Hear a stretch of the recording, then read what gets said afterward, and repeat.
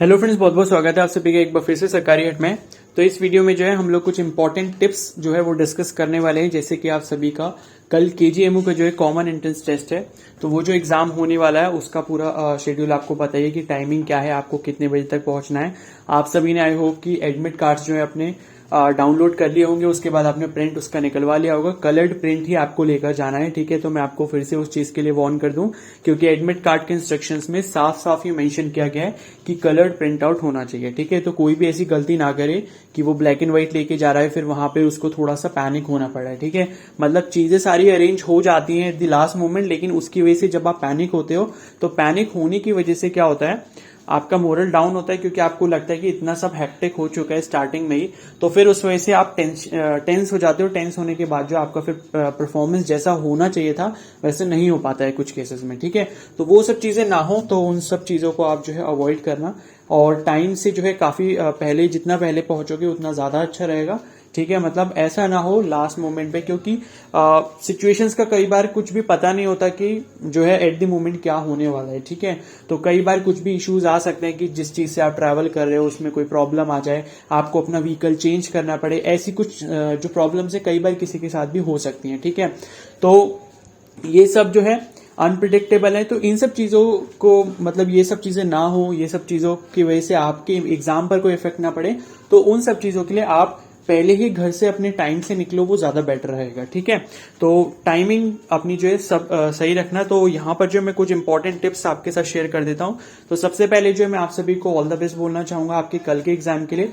आप जो है टेंशन फ्री होके जाओ, आपको कोई भी स्ट्रेस नहीं लेना, ठीक है। क्योंकि जो एग्जाम से पहले जितना ज्यादा स्ट्रेस लेता है वो कभी भी ज्यादा अच्छा परफॉर्म नहीं कर पाता। अब आपने जितना पढ़ लिया है उतना ठीक है। मॉर्निंग में आप चाहो तो जल्दी उठ सकते हो, 5 बजे उठ सकते हो, ज्यादा जल्दी भी नहीं उठना। मतलब मिनिमम ये है कि 8 to 10 आवर्स की जो है आपको स्लीप होनी चाहिए, लेकिन नींद अच्छे से ले लो, रेस्ट करो अभी, ठीक है। अब रात में डिनर करके सो जाओ, मॉर्निंग में 5 o'clock उठ सकते हो। 1-1.5 घंटा जो भी थोड़ा बहुत आप रिवीजन करना चाहो वो अपना कर सकते हो, जो आपको लगता है कि हाँ ये कुछ इंपॉर्टेंट फॉर्मूलाज हैं फिजिक्स के, या केमिस्ट्री के कुछ रिएक्शंस हैं, या बायोलॉजी में कुछ एग्जाम्पल्स वगैरह वो मेरे को रिवाइज करने, तो वो आप अपने कर सकते हो, ठीक है। और उसके बाद जो है आप जब भी मतलब ट्रैवल करने जाओगे तो देखो, आपकी जो टाइमिंग है एग्जाम की वो 11 बजे से 2 बजे की है। 10 बजे आपका रिपोर्टिंग टाइम है, लेकिन आप अपनी क्लॉक के अकॉर्डिंग ये सेट करके चलना कि मुझे 9:30 से पहले पहले पहुंचना है, ठीक है। जब आप ये सोचते हो तो आपके जो भी मतलब कुछ अगर ऐसा होता भी है किसी वजह से आप लेट हो जाते हो, तो वो सारी चीजें जो है कंपनसेट हो जाती हैं, ठीक है। तो आप ये अपने मन में बना के चलना कि मुझे 9:30 तक एग्जाम सेंटर के बाहर पहुंच जाना है। और एग्जाम सेंटर के बाहर पहुंचने पर आप रिलैक्स मत करना, अपना वहां पर जो है रोल नंबर वगैरह की शीट्स जो होती है वहां पर पेस्ट कर रखी होती है गेट पर, तो अपना रोल नंबर सबसे पहले वहां जाके एक बार वेरीफाई कर लेना।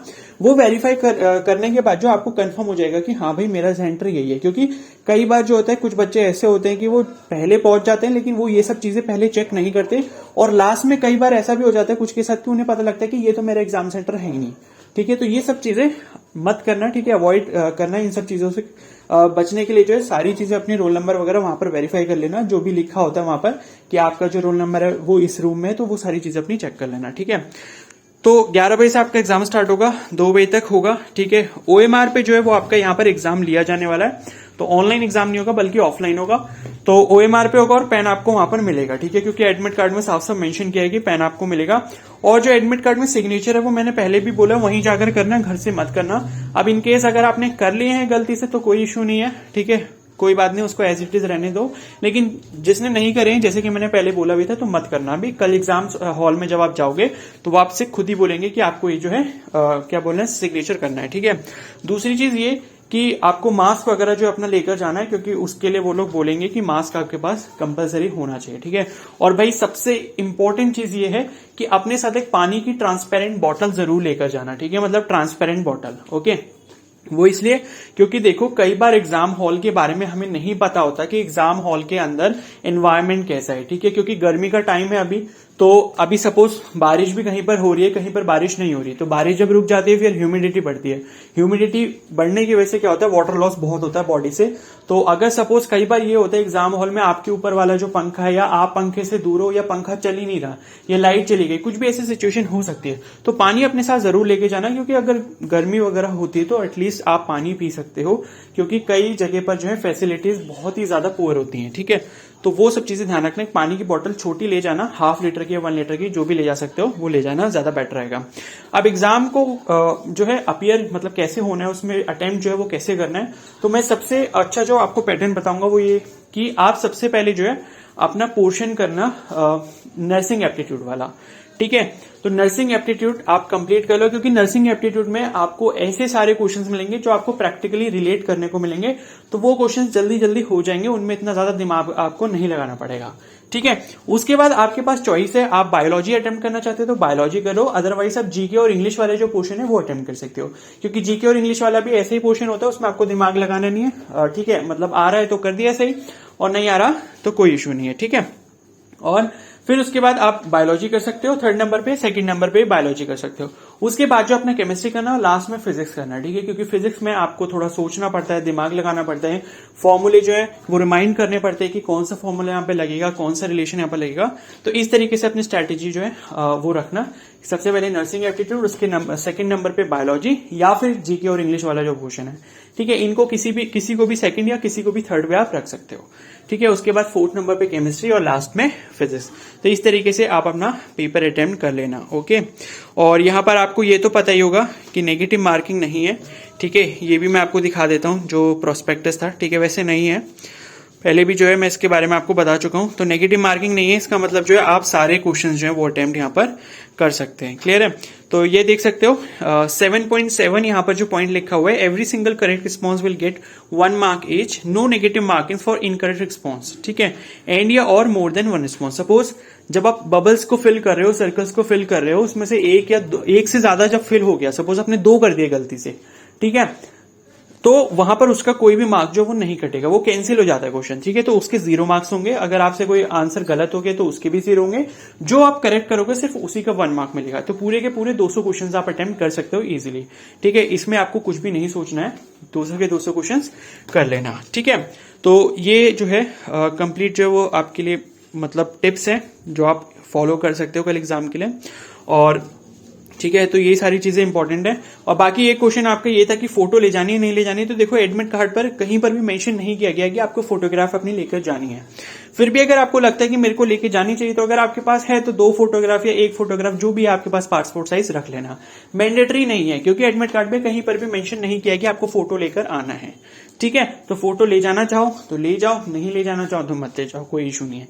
लेकिन आईडी कार्ड जो है वो आपका ओरिजिनल होना चाहिए, ठीक है। आधार कार्ड लेके जा रहे हो तो ओरिजिनल होना चाहिए, ऐसा नहीं कि पेपर पे उसको प्रिंट करवा लिया या फोटो कॉपी है उसका, तो वो सब चीजें नहीं चलेंगी, ठीक है। तो आधार कार्ड ले जा सकते हो या ड्राइविंग लाइसेंस ले जा सकते हो, जो एडमिट कार्ड में आपके मेंशन कर रखे हैं, ठीक है। मैंने बता दिया था कल जब मैंने वीडियो बनाई थी एडमिट कार्ड के ऊपर, तो मैंने उसमें बता दिया था कि ये जो है आईडी कार्ड्स आप लेके जा सकते हो, लेकिन ओरिजिनल फॉर्म में, ठीक है। तो ये आपके सारे इंस्ट्रक्शंस हैं, ये सब चीजों का आपको ध्यान रखना है, ठीक है। और वॉच के लिए आप लोग पूछ रहे थे, तो वॉच आप नहीं लेके जाओ तो ज्यादा बेटर रहेगा, क्योंकि वहां पर क्लॉक वगैरह होती है, वो टाइम आपको बताते रहेंगे कि आपके पास कितना टाइम है, ठीक है।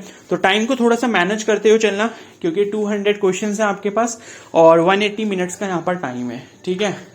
तो ये है कि मतलब 1 मिनट पर क्वेश्चन भी नहीं है, तो ज्यादा टाइम अगर आपको किसी क्वेश्चन पे लग रहा है तो आप उसको स्किप करो और अगले क्वेश्चन पर पहुंच जाओ, ज्यादा सोचना नहीं है एक क्वेश्चन के पीछे, ठीक है ना। तो ये चीजें करना।